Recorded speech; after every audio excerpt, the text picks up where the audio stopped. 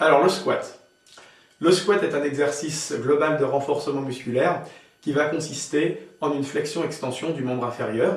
Il va agir sur trois articulations, l'articulation de la cheville, l'articulation du genou et l'articulation de la hanche. De nombreux muscles vont être sollicités, les quadriceps responsables de l'extension du genou, extension de la jambe sur la cuisse, les jumeaux qui appartiennent au groupe des mollets qui sont responsables ici de l'extension au niveau de la cheville, et le groupe des ischio-jambiers et fessiers qui vont être responsables et intervenir dans l'extension de hanche. D'autres muscles vont également être sollicités. Les abdominaux et les paravertébraux vont intervenir comme fixateurs qui vont permettre de garder le membre supérieur gainé et fixe. Les autres muscles sollicités, les muscles fixateurs d'omoplate qui vont permettre dans la tenue de la barre de garder les omoplates serrés en arrière. Et enfin les muscles du membre inférieur, abducteurs et adducteurs, qui vont permettre de garder les jambes fixes. Alors quelques consignes de placement avant de travailler et de démontrer avec la barre. D'abord au niveau de la position des pieds. Au niveau de la position des pieds, on prendra un écartement à peu près équivalent à celui de la largeur du bassin, avec les pointes de pied très légèrement vers l'extérieur, en position 11h05. Au niveau des genoux, on gardera les genoux dans l'axe de ces pointes de pied. Jamais les genoux vers l'intérieur, qui est la pathologie qu'on retrouve le plus couramment, ni vers l'extérieur. De la même façon, au niveau des genoux, on cherchera à ce que la pointe des genoux ne dépasse pas la pointe du pied, comme on le voit ici. Souvent, ça s'accompagne avec un décollement des talons, donc on gardera toujours pendant le mouvement les talons et l'entière surface du pied au sol. Donc au niveau des genoux, ça s'accompagnera ici par le fait de porter les fesses en arrière, afin de ne pas déporter les genoux vers l'avant et en avant des pointes de pied. Au niveau du bassin, on essaiera de garder le bassin le plus fixe possible, d'éviter les mouvements droite et gauche. De la même façon, au niveau de la flexion, on cherchera à porter justement les fessiers vers l'arrière, et toujours, très important, consigne fondamentale au squat, de garder le dos droit, avec les abdominaux contractés et les paravertébraux de la même façon.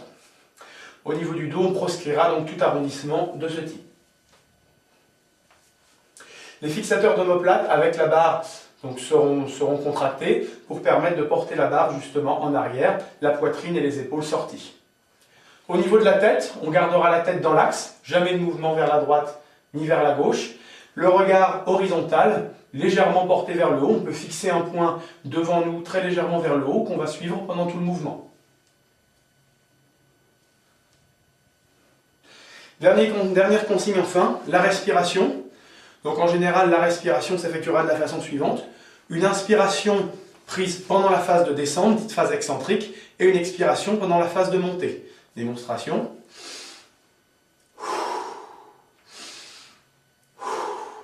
Avec des charges lourdes, on privilégiera le fait d'inspirer avant le mouvement, avant de déclencher son action, de faire la partie du mouvement de descente excentrique ou négative en apnée, ainsi que la première partie de la remontée, et de souffler à partir du moment où on a passé le point critique, qui se situe à peu près 30 degrés au-dessus de l'horizontale. Donc démonstration d'un travail avec la barre.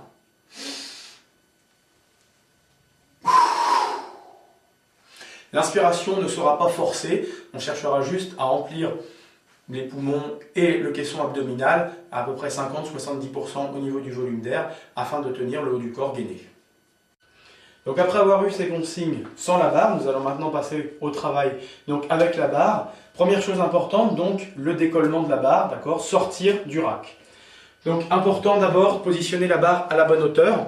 Donc on va se placer ici à peu près au niveau des épaules. Jamais au-dessus, pourquoi? Sinon on va être obligé de faire une extension au niveau de la cheville, alors que le but sera juste de faire une extension des jambes pour pouvoir sortir la barre. Donc démonstration. Je me place sous la barre au niveau des épaules. La barre se situe au niveau des trapèzes inférieurs, éventuellement pour les athlètes confirmés, également au niveau du deltoïde postérieur. Voyons juste la position au niveau des trapèzes. L'écartement des mains est supérieur à la largeur des épaules, il doit permettre d'être confortable. Les mains sont verrouillées, c'est-à-dire que le pouce est en opposition aux autres doigts. Le regard est dirigé vers l'avant et légèrement vers le haut. Je vais prendre une inspiration et souffler pour sortir la barre. Je vais alors reculer de 2 pas. Placer mes pieds, donc position légèrement supérieure à la largeur du bassin. Pointe de pied légèrement vers l'extérieur. Je vais prendre une inspiration avant de déclencher mon action et pousser les fesses vers l'arrière et remonter.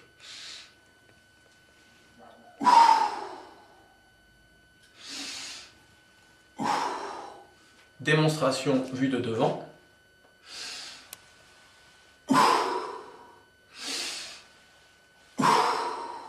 Voyons maintenant différentes flexions au niveau des jambes. Je fixe bien sur les jambes. Le demi-squat consiste à une flexion-extension des genoux avec un angle au niveau des genoux à peu près à 90 degrés.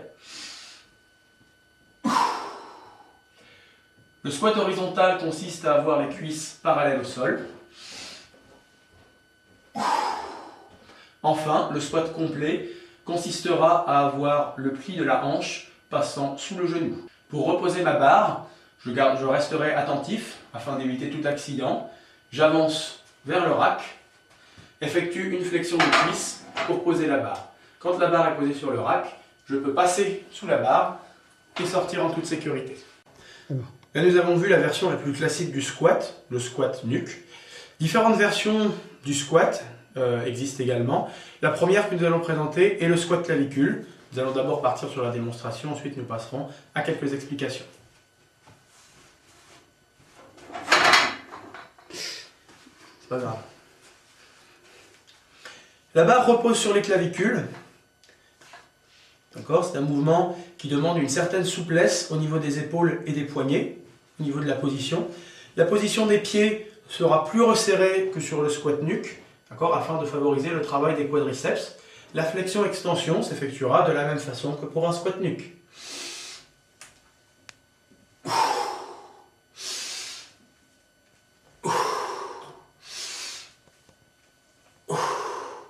Une variante existe pour ce mouvement, elle consiste à prendre la barre avec les bras croisés.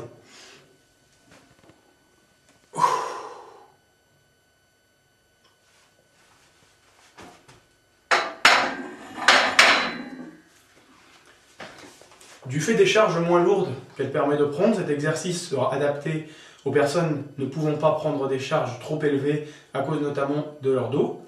De la même façon, le travail sera accentué sur les quadriceps du fait d'une position de dos beaucoup plus verticale et d'une barre tenue devant ne permettant pas de partir en déséquilibre avant.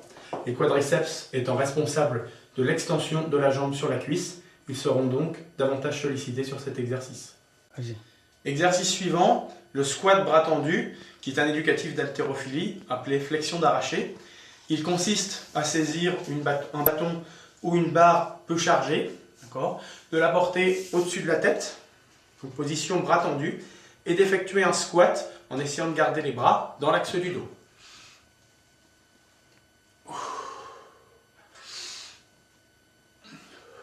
Pour plus de difficulté, on pourra prendre une prise plus rapprochée, proche de la largeur des épaules au niveau des mains, porter le bras au-dessus de la tête, bien dans l'axe du dos, et effectuer cette même flexion-extension.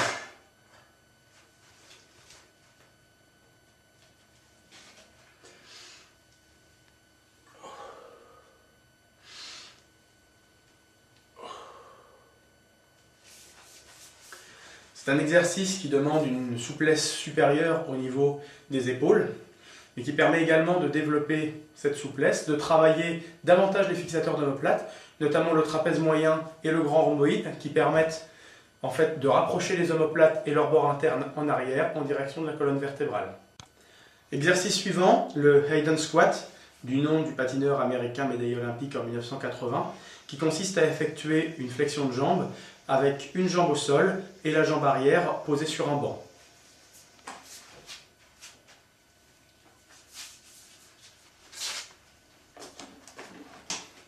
De la même façon, on cherchera à ce que, au niveau de la jambe avant, le genou ne dépasse pas la pointe du pied.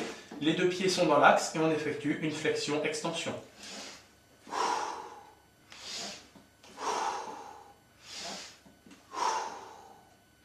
On change ensuite de jambe pour effectuer le même mouvement.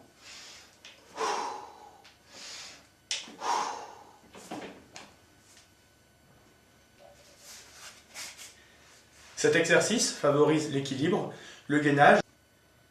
Ce travail peut être intéressant dans de nombreuses activités physiques et sportives en raison de la poussée qu'elle induit sur les deux jambes et du travail de différenciation entre jambe droite et jambe gauche. Autre exercice de différenciation entre jambe droite et jambe gauche qui peut être proposé aux débutants ou avant d'introduire un travail par exemple excentrique, on y reviendra, le squat une jambe. Donc le squat une jambe, on va le démontrer sans charge additionnelle. On placera les deux pieds dans l'axe, comme sur un squat traditionnel. On tendra la jambe devant et on cherchera à effectuer, on prend l'ensemble, une flexion, extension du membre inférieur sur une jambe. Démonstration de profil.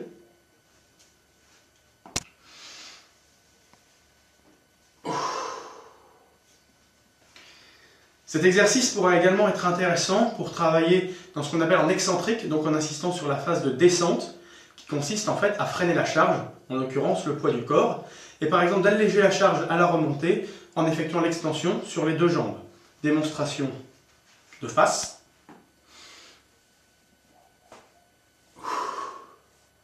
Et de profil.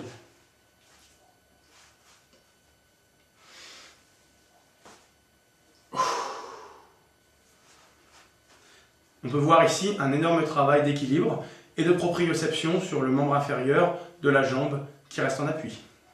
Voilà, pour finir et résumer, on peut dire que le squat est un exercice vraiment de base de la musculation et du renforcement musculaire qui peut être adapté à tous les objectifs.